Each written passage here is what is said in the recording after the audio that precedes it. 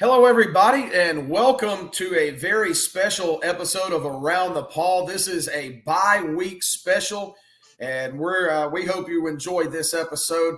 We talked about it on the regular episode a couple of days ago with Saturday's win over Wake Forest. Dabo Swinney is now tied with Frank Howard as the all-time wins leader in Clemson coaching history. If he defeats Miami in 2 weeks, then he'll have that record all by himself. So we thought, what better way to pass the time during the bye week by going back and taking a look at the top 5 wins of Dabo Swinney's coaching tenure at Clemson. Now, this is all subjective. This is our opinion. And when you go back, watch this. Now, we hope you enjoy it, but drop us some comments and let us know what your favorite games are. Do you agree with our list? Or are there some that you would have picked over the ones that we have? Again, this is just bye-week fun, and we're going to have a good time with this one. But before we get started, let's give a shout-out to our great sponsor here at Around the Paul, Arden's Burger Grill in Central South Carolina. They're located at 1280 18 Mile Road in Central, and they are your ultimate game day food destination, home of the legendary double-dipped wings. They have amazing mouth-watering burgers, sizzling grills. Their famous wings will have your taste buds cheering for more. So check out Arden's at 1280 18 Mile Road in Central for all of your game day tailgating and culinary needs. We appreciate them very much. So in this video, we're going to dive into the incredible journey of Clemson and head coach Dabo Swinney. And join us as we unveil the top 5 games that have helped shape his legacy at Clemson and helped elevate Tiger football into the national championship expected program that it is. So we're just going to jump right into it, and we're going to count up starting at number 5. And number 5 is a game, Clifton Griffin. I remember this very, very well. I was about 2 hours from home watching it at a friend of mine's house, and what should have been a 2-hour drive home turned into a 5-hour ordeal. And that, of course, is the infamous BYOG Hurricane game. Clemson versus Notre Dame at Death Valley, October 2015, played in the most horrendous weather conditions imaginable, and it was an instant classic. And a game that finally, in the eyes of the national media, put Clemson on the map as a program that people begin to understand could probably contend for a national championship. And so when we talk about this game, we're going to watch some highlight clips from it. But Clifton, I know you remember that game very well. And Griffin, I'm not sure about you. You would have been 13, 14 years old at the time? What year was it? 2015. I was 12 years old. 12 years old. So we're going in the way back machine for you here. Yeah. Yeah. We definitely. I've watched the highlights before. I did watch bits and pieces. I grew up with Clemson always on my TV, and this game was just iconic for me. Mostly because I remember talking to my parents about this game. I was talking to my dad especially. And I'm like, how are they playing in this game? It is windy. It is raining. And like the fans seemed like they were having an absolute ball. I think you could ask any Clemson fan or any Clemson student at this time, this was probably the best experience of their life. I mean, it just comes to show. That's just the environment you were getting in, a game like this, especially with the stakes that it had. Well, it was unique, and it was something there was speculation all week long that the game would actually be canceled or postponed because of the weather conditions were projected just to be so terrible. And there were a lot of other games across college football that did, in fact, postpone. But the Tigers said, we're going to play. Not only did they play, but there were 83,000 people packed into Death Valley. So we're going to watch some highlights now. And that was the first that was actually the second Clemson touchdown to Artavis Scott. You see the rain right there. We're getting into the second half here. And one of my favorite plays, it's Amon Lakeup, the Clemson place kicker, coming in and boom, just knocks the ball loose from the Notre Dame return man. Turned out the last big play he would ever make as a Clemson Tiger because he was dismissed from the team about a week later. Yeah, yeah. And so Clemson was up 14-3. All right, Clint, you see Deshaun Watson just takes off. You think it's over at this point? It's 21-3. Yeah. I know, man. They're just. I mean, we're kicking their butt right here, right? And it's great, man. Yeah, right when that happened, I was going nuts. I can tell you exactly where I was sitting. I was soaking wet. This was just an iconic game, right? Like, Brian Kelly. just an amazing, yeah. And here's the long pass from Notre Dame, and was that Procise? Was that Procise on the wheel route? I believe it was. CJ Procise. So trailing 24. Well, you just jumped ahead. Come on, you're cutting out the best parts, man. I did. Here's the play right here. Yeah, the 2-point conversion after Notre Dame scored with 7 seconds to play, and Ben Boulware said, not tonight, you baby." Yeah. He did Ben that little Boulware flip, just snuffed it out. Yeah. So that was so much fun watching that game. And that's number 5. That's number 5 for me and for us. So and the iconic post-game interview for Dabo Swinney. And look, just for this occasion, I'll have to stand up to show you. Just for this occasion, BYOG, bring your own guts. Dabo said after the game, he said, we can give you a scholarship. We can give you a dorm room. We can give you meals and a stipend. But he said, we can't give you heart and we can't give you guts. And tonight it was BYOG, bring your own guts. And that has forever lived in infamy for Clemson football fans. So, that's our number 5. Yep. And number 4. Number 4 was – go ahead. Tell them what it was. Yeah. So, all right. So, number 4, we are going back to – we're going back to the 14. Orange Bowl. You've got 2014. Was it 2014 or 2013? God, we're getting old. It's 2014 because I that's right, because you're absolutely right. New Year's Day, just after New Year's. So it was the 2013 season, but the calendar had just turned. So Griffin, don't get old. But this was turned the 20 in 4 Bowl. days. It's the Orange Bowl, Clemson and Ohio State at Hard Rock Stadium in South Beach, Miami. The first of what became several iconic meetings over the next 6 to 7 seasons between the Tigers and the Buckeyes. And Clemson won this game 40-35. It was an absolute thriller. Taj Boyd, the Clemson quarterback, in his final game as a Tiger, threw for 378 yards and 5 touchdowns. Sammy Watkins, a record-setting night, 16 catches for 227 yards. And you see Taj Boyd getting Clemson on the board. That run, man. Yeah, great run. Man, I was at this game, and I was sitting right in that end zone, too, that they scored at. And you can probably see me right there if we were to pause it. But, I was going nuts. Right after this game, I went down to Key West and we partied like it was 1999. That's in the end zone where we were.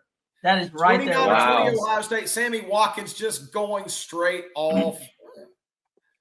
Yep. We got that Tigers. That was Boyd. And Martavis Bryant, straight out of Abbeville, South Carolina. Look at this catch. Yeah, I remember watching this game, and this was the Sammy Watkins iconic game. And 9-year-old me was just like, all right, where's Sammy Watkins? He's getting the ball at some point. I mean, he was probably one of the first players that I've ever known on a college team that was just incredibly dominant. And I love this play right here. The Boyd rolls right, the throw back to Seconder. That's a waggle play. That's a tight end waggle. Funny story, my high school team, the Woodruff Wolverines, just won last Friday on that exact same play. Yeah.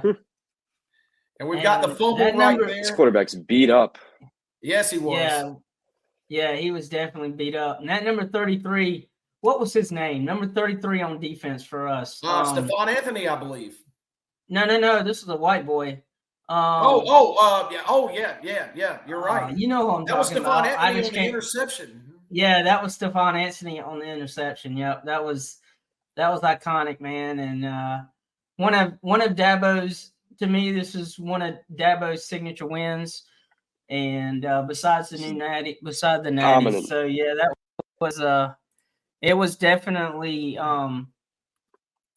probably one of the best games that I had been to, just because that was one of the first.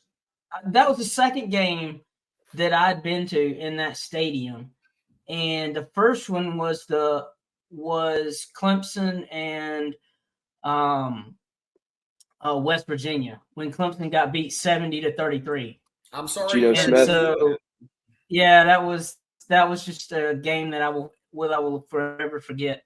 But well, we all want to. But you know, I saw this game in person, and it was by far awesome because, yeah, it was iconic, man. Because Sammy Watkins went off, Boyd went off, Bryant went off. I mean, you had all those great receivers, and it was great.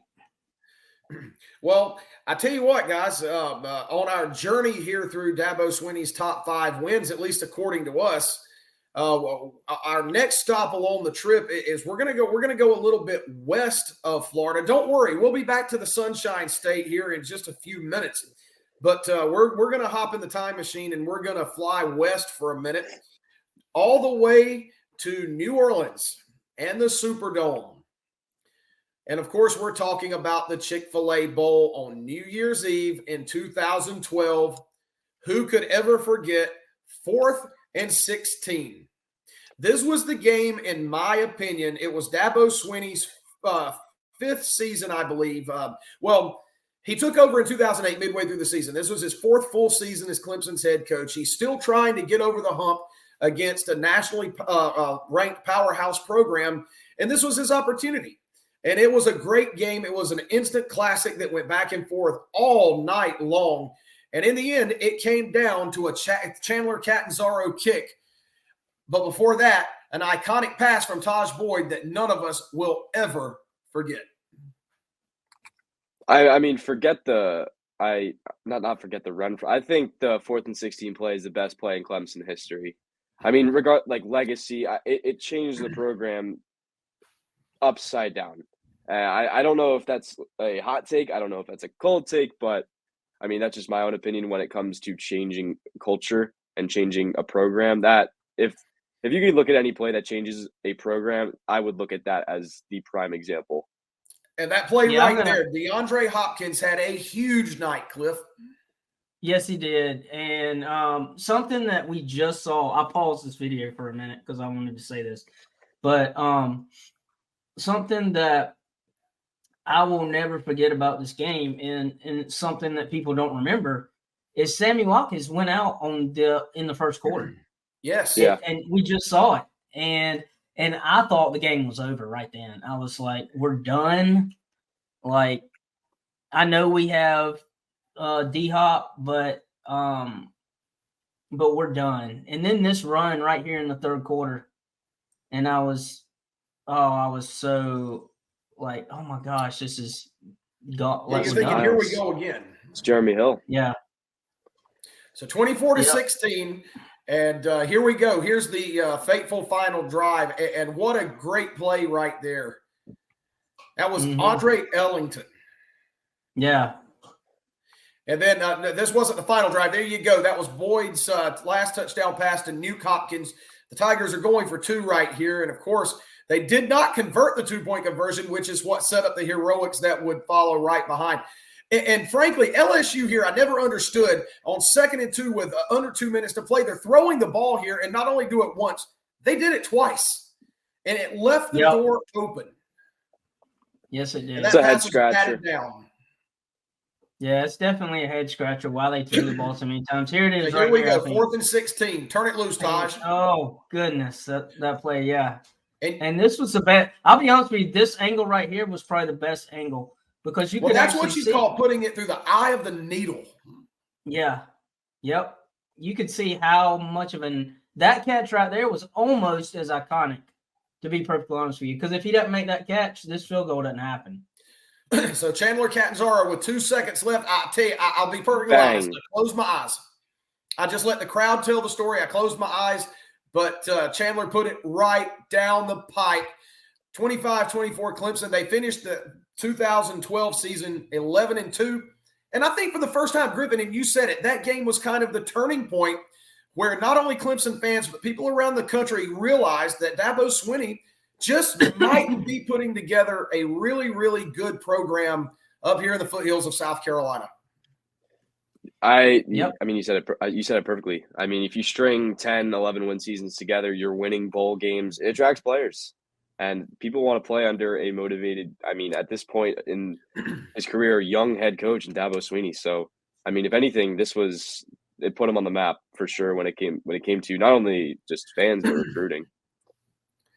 Well, that's number 3 on our list. So it's time for the top 2. And I think anybody that has followed Clemson football for probably more than 10 years, and most of you watching probably for a lot longer than that, probably know what the top 2 is going to be. Now, opinions may vary as to the order of the top 2, but number 2, we're going to keep going west in the time machine right now. We're going to fly from New Orleans all the way out to the Bay Area, San Francisco.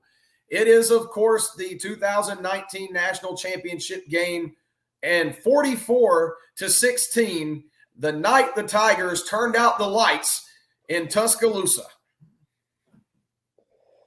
I remember watching this game like flat out. This play like right away, boom. AJ Terrell. I didn't think Clemson were going to be able to pick apart this Alabama team, and they not only did they do that, but they just absolutely dismantled them. Right, true freshman quarterback, by the way.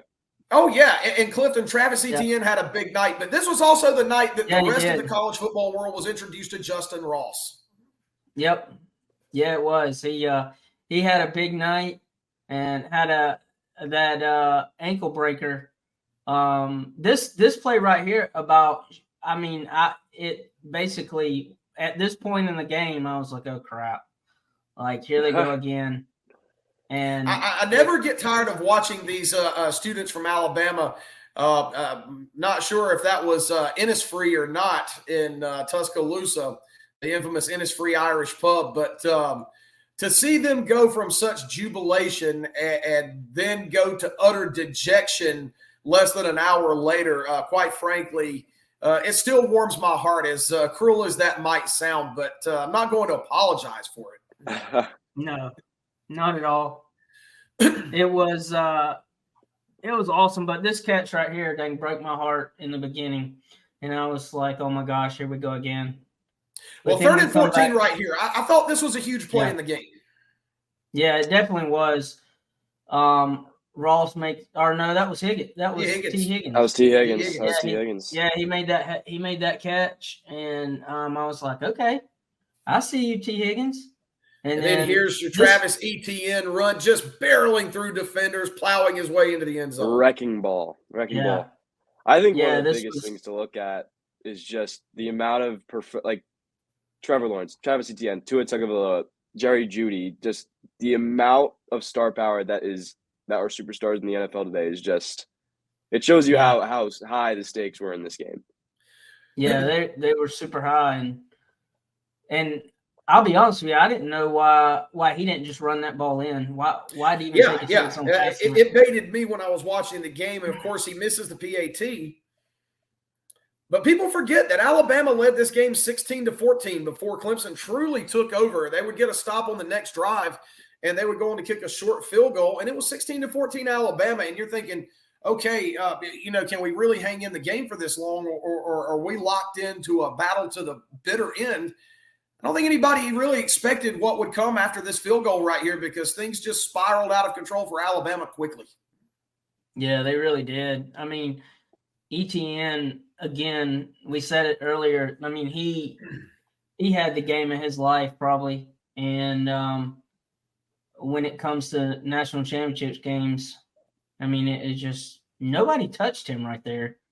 And until he got into the end zone. One of my favorite here's one of my favorite plays from the game. Trayvon Mullen baited the Alabama receiver And he just dropped back into coverage and picked that one off. And I'm thinking to myself, and if you go back and look at that, they gave Clemson the ball at midfield. And I really think he probably stepped out of bounds closer to his own 44-yard line, maybe. Yeah. So I think he's straight baited him right here. Yeah. When he threw this interception, I was sitting on my couch. I had a bottle of Crown Royal sitting in front of me, the X version, and I said, that's my national championship trophy, and if we win this game, we're opening that.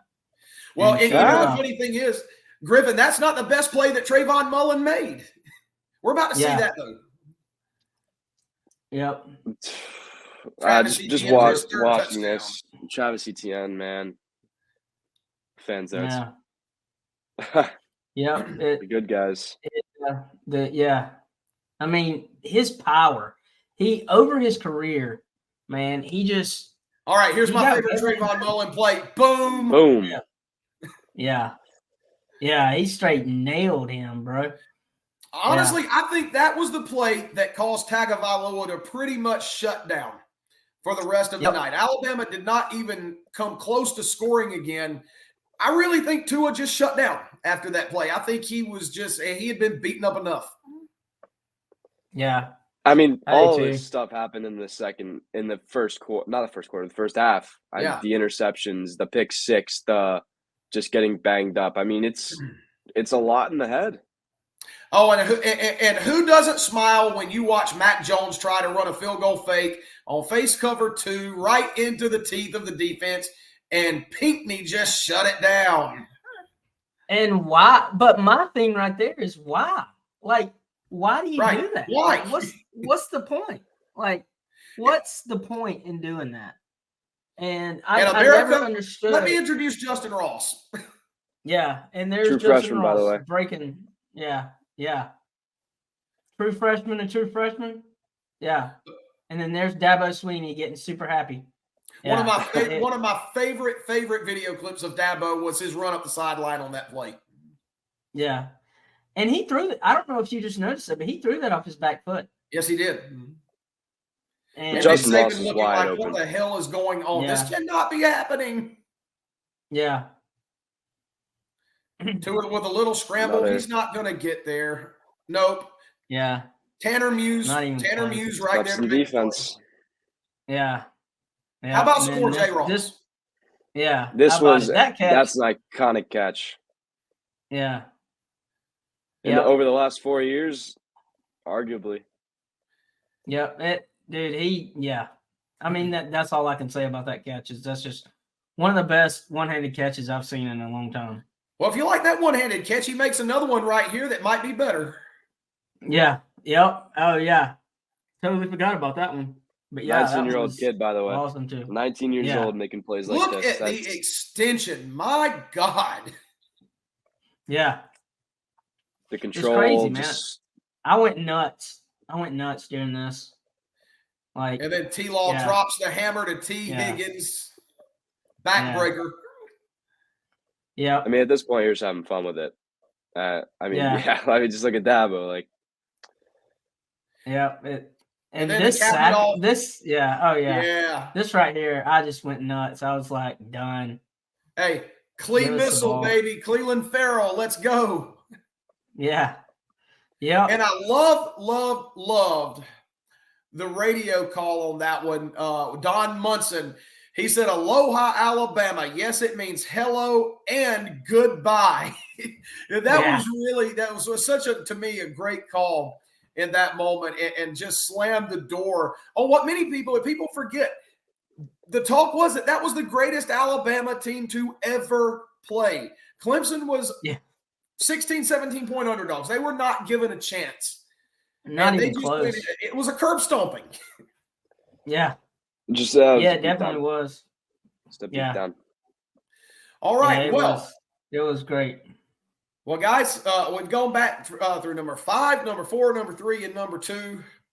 Number 1 can only be one thing. So we're going to get in a time machine. I said we would make it back to Florida. We're going to fly back east now. We're going to Raymond James Stadium in Tampa, Florida. It is, of course, the 2016 national championship game. It was actually early 2017 by the time the game was played. Deshaun Watson's last game as Clemson's quarterback. And honestly, in my life and in my time as a Clemson fan, I don't know that I have ever lost as many years off of my life in a football game as I did the 2017 national championship game. We're going to go back and take a look at it. But when you think of all the highs and lows and peaks and valleys that a football game could possibly contain, this game had it all, start to finish, from jubilation to utter dejection and heartbreak to being able to jump up off your couch, maybe pound the air, run outside and wake up your neighbors that aren't Clemson fans and just scream into the night. The Clemson Tigers are finally, again, national champions. Let's take a little trip back through the highlights. Yeah, so the clip that I found was the last drive of the game. Yes. So the iconic last drive. So the iconic last drive of the game. So here we go, right here. Right. So Clemson had taken the lead on a 1-yard Wayne Gallman touchdown run, and it looked like the Tigers had Alabama stonewalled on their ensuing drive. And then you've got Jalen Hurts, who was just a tough, hard-nosed quarterback. He breaks off the touchdown run. He scores with 2:07 to play in the ball game. And as dejected as I think we all were, you had to look at the clock and say, all right, we've got some things going offensively. You've got Deshaun Watson. You've got some big-time playmakers. And you've got 2 minutes and 7 seconds left. You've got time. Yeah, let's do it. That's the Your good old 2-minute drill. Yeah, that's the exact thing I told my buddy when I was sitting there is we got time. Like, there's still 2 minutes, and we got Deshaun Watson.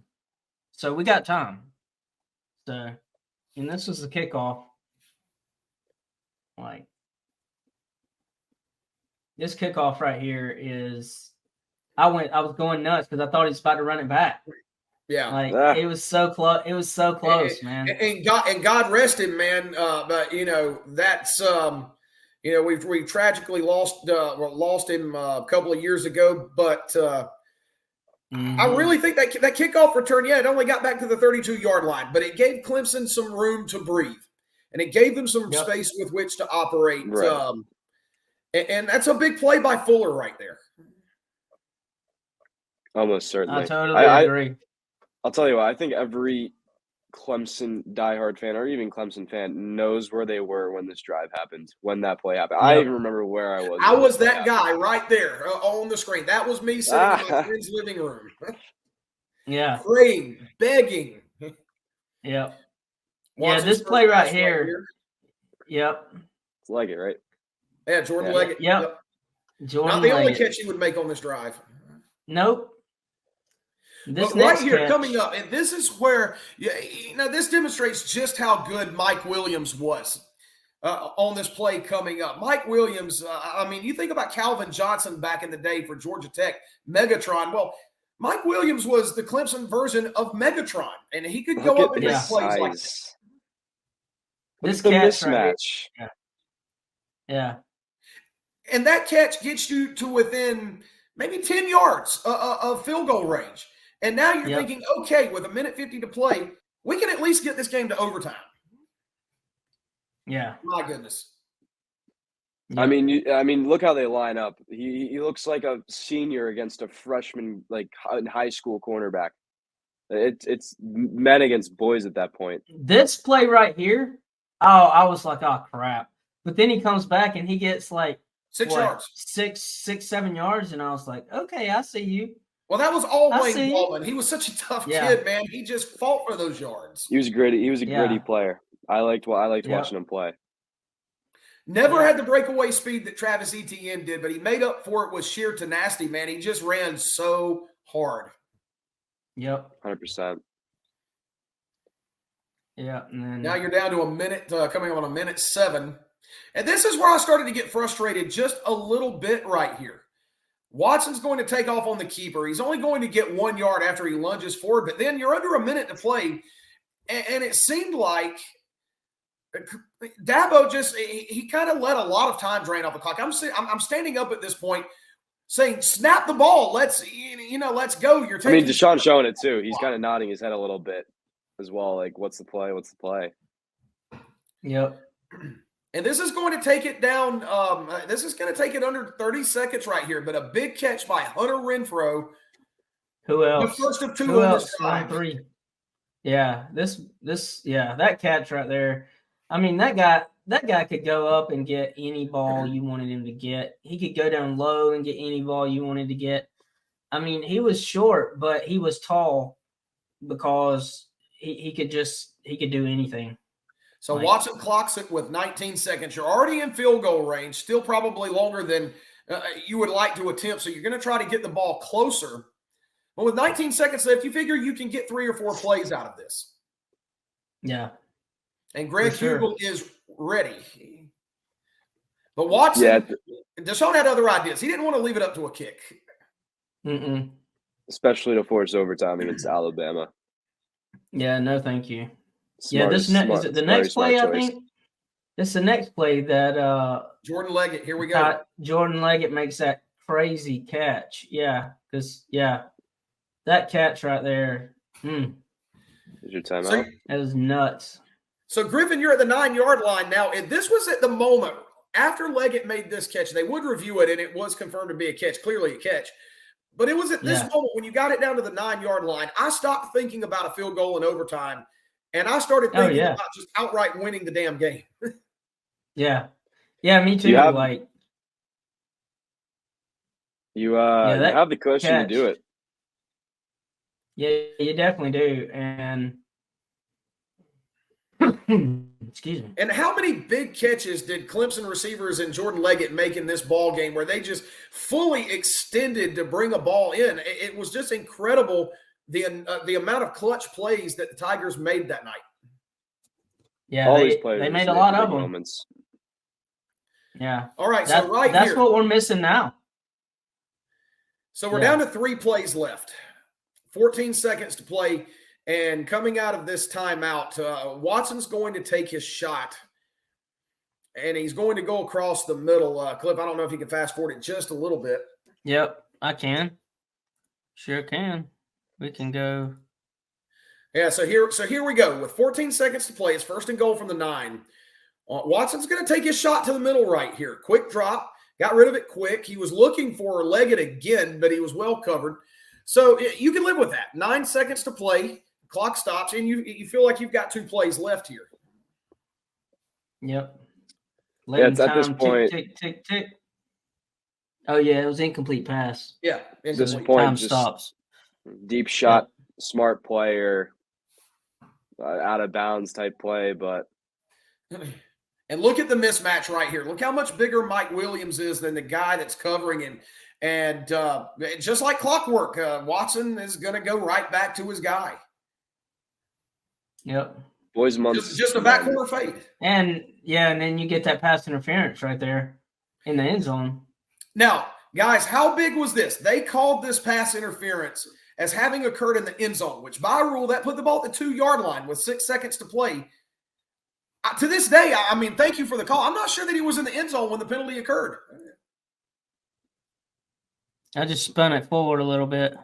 What would it have been if it was at the 1 yard line? Would it have been half the distance? It would have been half the distance. See, there's the interference right there at the 2-yard line. So normally that would have been half the distance. So the ball would have been between the 4 and 5 yard line instead of the 2. I mean, it seems like a negligible difference, but with 6 seconds left, here we go. It made all the difference in the world.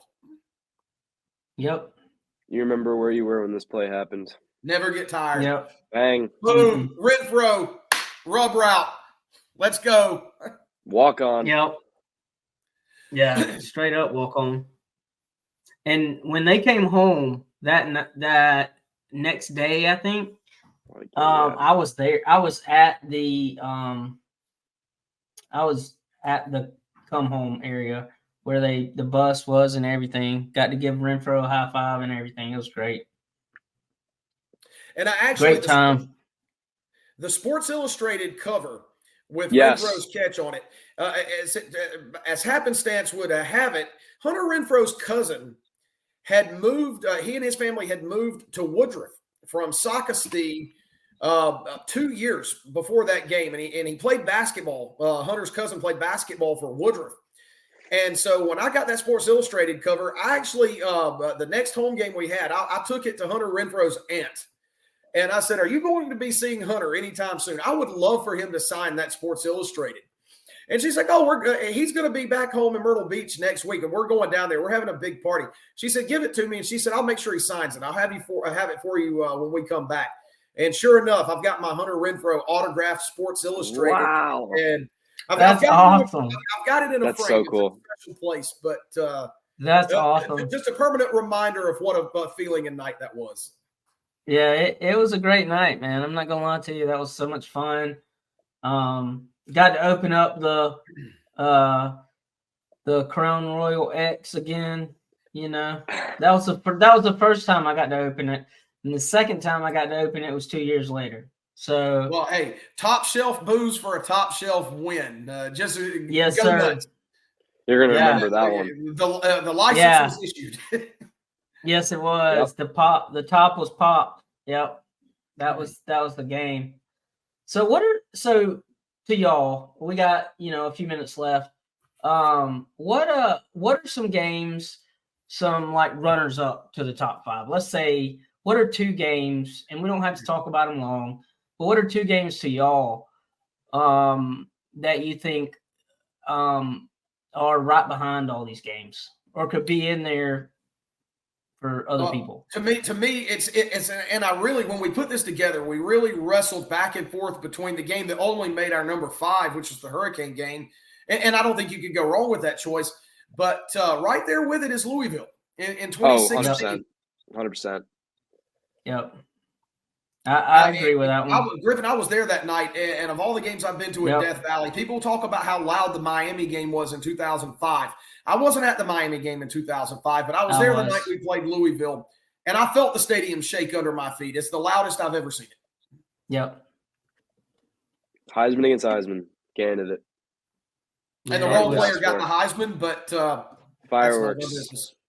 Fireworks in the game. Yeah, it was awesome, man. I could take that game, and I could switch it with the Notre Dame game. I mean, they're very interchangeable. Yeah, they definitely are. But yeah, the funny part is that receiver thought he got the first down, and I could see. Yeah, I could see it from where I was sitting in the upper deck that the guy didn't have the first down.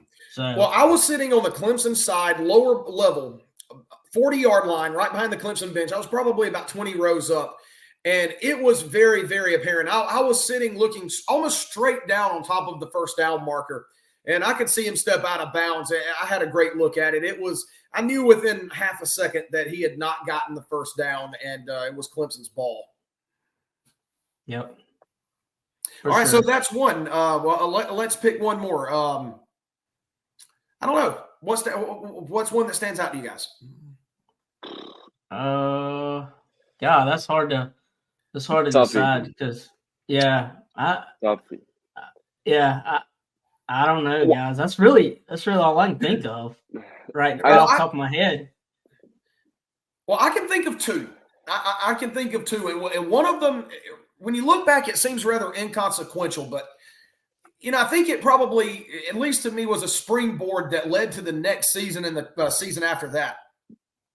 But the Russell Athletic Bowl against Oklahoma in 2014, Deshaun Watson's true freshman year, he didn't play in that game. He was sitting out the ball game with the torn ACL after he'd beaten South Carolina, and it was Cole Stout who started that game. Well, Clemson beat Oklahoma like a rented mule, as we say here in the country, 40-6.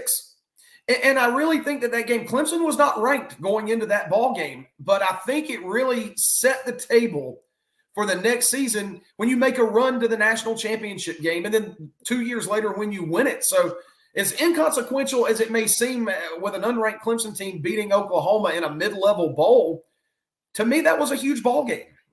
Mm-hmm. Yep, I do remember that one now.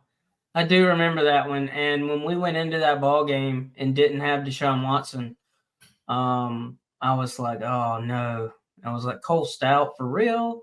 Like, God. But then he came out and played the game of his life. I've never seen Cole Stout play a better game in his lifetime. Right. All right, so I've got that one, and another one I'll throw out to you guys is the next year, and I think just simply because it finally got Clemson so close to the mountaintop, you could taste the air from the summit at this point.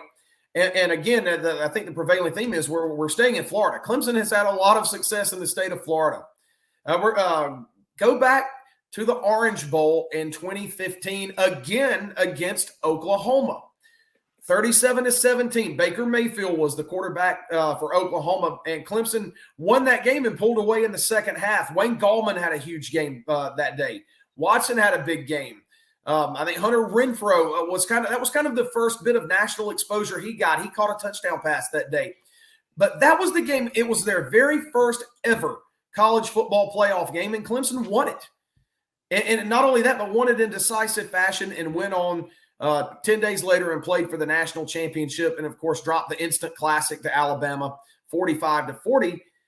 But that was the game and when we go back and look, guys, at the games that we've done tonight, it's almost incremental. It's baby steps that you just kept building up and up and up. And finally, when you got to the top step, you're looking down, you're on top of the mountain, and you're national champions. So, it was all just a part of the legacy of Dabo Swinney and a representation of how he built Clemson football from the ground up. Mm-hmm. For sure. Baby steps, like you said. Yep. It all started with that 2012 game, though. I mean, without that, I agree. Or if you even look back further than that 2011 ACC championship game. Yes.